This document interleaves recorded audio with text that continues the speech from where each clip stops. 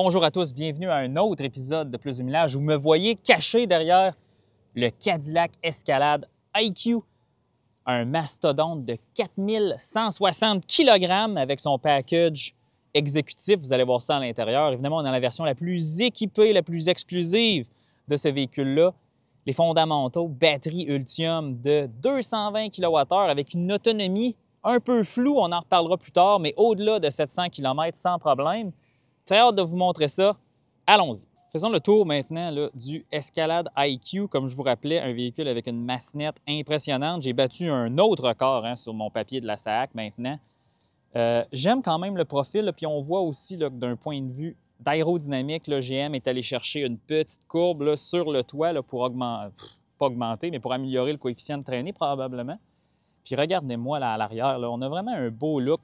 On va chercher les éléments du Cadillac Escalade qu'on reconnaît, véhicule très exclusif, très look at me, comme on pourrait dire en anglais, surtout là, avec la pneumatique, ce véhicule-là, regardez-moi.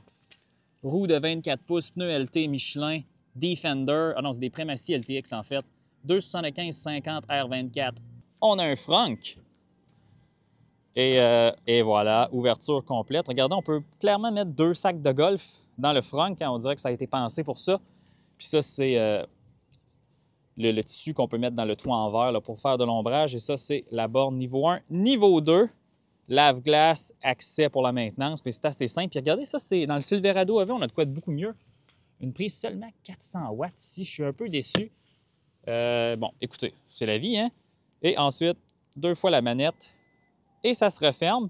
Puis sous le pare-choc aussi, là, oh, ça ne veut pas. Que se passe-t-il? Puis aussi, vous avez un bouton ici là, pour fermer le Frank. Évidemment, prise 8. Et là, ça ferme. On est parti.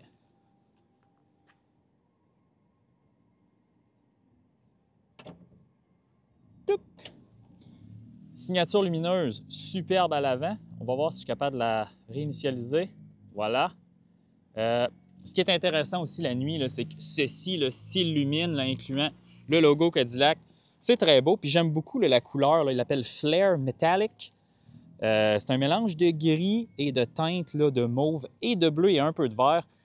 Au soleil, là, ça change de couleur, c'est scintillant, c'est super beau. 2025 port de recharge, on est encore avec CCS. Vous irez voir mon test de recharge rapide que j'ai fait dans une autre vidéo. C'est un véhicule qui recharge là, à plus de 300 kW. Pour ce qui est du haillon électrique, bien sûr, ouverture très grande. J'ai même dû, là, pour mon stationnement souterrain à la maison, le baisser. Mais bon, voilà, c'est un véhicule 3 rangées de sièges, mais quand je vais vous parler de la 3e rangée, vous allez rire, parce qu'en réalité, on ne peut pas y accéder. On a un sous-plancher ici, là, rien de bien complexe, pas de pneus de secours, évidemment. Malgré que la 3e rangée est inutilisable, on a quand même beaucoup d'espace cargo dans le IQ lorsqu'on rabaisse la 3e rangée avec les 2 boutons ici. C'est probablement la configuration dans laquelle ce véhicule-là va fonctionner tout le temps. Évidemment, je vous rappelle qu'une banquette traditionnelle sans la console centrale est disponible à la 2e rangée, ce qui fait que la 3e rangée est 100% utile et relativement spacieuse. Dans le IQ, ce qui est intéressant, c'est que les portes sont automatiques, un peu comme quand Tesla a présenté le modèle X au début. Regardez. Les portes sont personnalisables, l'ouverture, on peut regarder ça manuel, mais en réalité, moi, je l'ai mis à ouverture standard. Puis là, vous pouvez pousser le reste de la porte si vous voulez. Et là, à l'intérieur, regardez, on a 2 sièges qui sont identiques à ceux à l'avant. On a une console centrale là, avec un écran pour contrôler tout ce que vous avez besoin, climatisation, massage, chauffage, ventilation. Et chaque siège aussi a un écran où on peut brancher les appareils HDMI. Pas d'application YouTube, Netflix. Ça, je pense que c'est une occasion manquée. Oui, on a l'état du véhicule, là, mais il y a juste moi qui trouve ça intéressant, ça. Sinon, il faut vraiment brancher des dispositifs dans les ports HDMI de la console. Regardez-moi ces sièges massants, haut-parleurs, ventilés, chauffés. Mais si je veux aller m'asseoir à l'arrière, comment qu'on fait? Bien là, c'est un peu plus étriqué. Regardez bien. On a ce bouton ici pour avancer la 2e rangée, électriquement, qui est caché. Et là, j'entre. Et même là, comme je vous dis, là, peut-être des jeunes enfants, c'est pas extra, là. Puis on manque de luminosité, mais on a tout. On a de la ventilation, de l'éclairage. Écoutez, on va à la 2e rangée maintenant. Donc, on est maintenant assis à la 2e rangée. Bel espace pour les jambes, confort princier. On peut aussi ajuster le siège avant très facilement. Lorsqu'on regarde, là, on a température, le massage, position. Là, dans le fond, c'est la position pour configurer le siège. Celui-ci est celui dans lequel je suis assis. Puis vous avez, comme je vous disais, là, votre écran d'infodivertissement ici qui n'est seulement que connecté par HDMI qui est... Je n'ai aucune idée où le port HDMI. J'ai trouvé le port HDMI. Il est ici. Il y en a deux avec une prise 120. Donc, tant mieux. On peut brancher une console de jeu au moins pour les enfants. Puis il y a quelque chose d'encore plus exclusif ici. C'est une petite tablette comme dans un avion. Ah là, on est là, en mode exclusif. Là, on peut avoir notre ordinateur portable. Moi, en réalité, je pense que ça serait branché HDMI, l'ordinateur portable là-dedans. Mais en réalité, la résolution ne doit pas être excellente. Je ne sais pas. Mais on a ça à l'arrière du Cadillac Escalade IQ. Regardons maintenant notre typique étiquette d'assemblage du véhicule. Donc, assemblé aux États-Unis par General Motors. Regardez-moi les roues. 275, 50, 24 ES. 24 pouces, 9 pouces de large. Puis le Gross Vehicle Weight Rating, 4808 kg. Ouf! Assemblé en septembre 2024. Regardez la pression des pneus. 61 PSI, 71 PSI avant-arrière. C'est un peu fou. À l'avant, même siège, comme je vous disais. Qualité des matériaux, c'est excellent. Regardez là. Surface en cuir ou cuirette, peu importe. Un appliqué de bois qui est probablement pas du vrai bois. On a la poignée de porte automatisée. Là, regardez, je vais juste la soulever un peu. Et la porte va se refermer comme ça, soft close.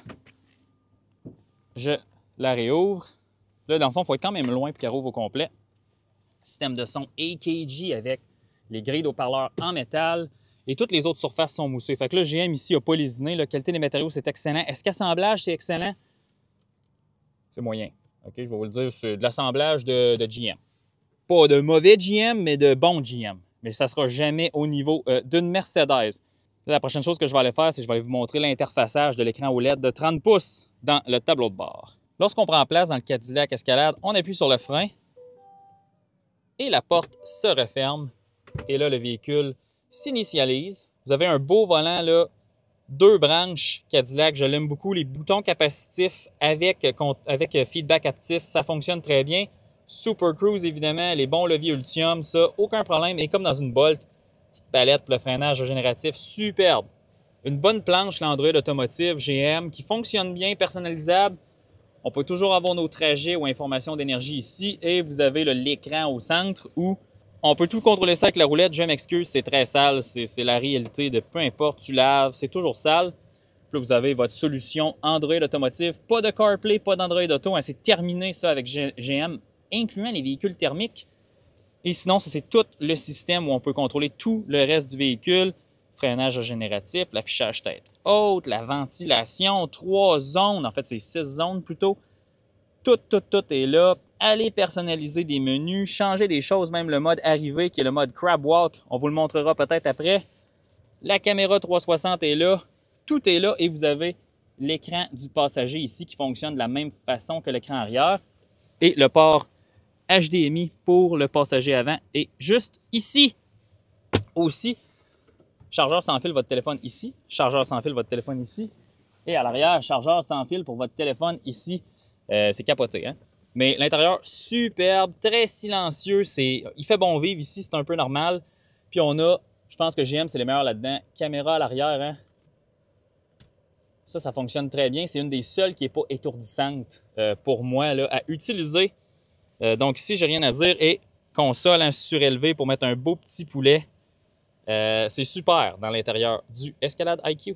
Je vais maintenant vous montrer le mode arrivée qui, en anglais, c'est comme le crab walk. Les roues vont tourner avant-arrière en parallèle. Donc, le véhicule va pouvoir faire des translations obliques. C'est un peu capoté. Regardez ça, je tourne à fond. Et regardez maintenant le véhicule se déplacer de façon latérale.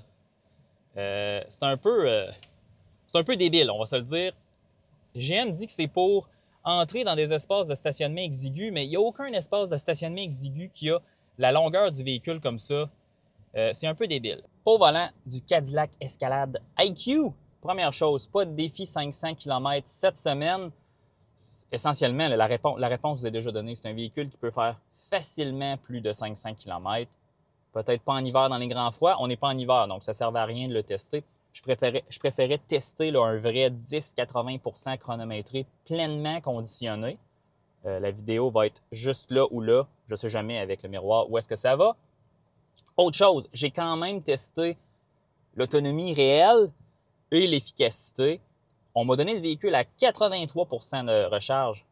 On m'a donné le véhicule à 83% de statut de charge lundi. On est vendredi aujourd'hui. J'ai parcouru 530 km avant la session de recharge. En fait, non, c'est pas vrai. 540 km avant la session de recharge. Puis j'ai fait une efficacité de 33,3 kWh par 100 km.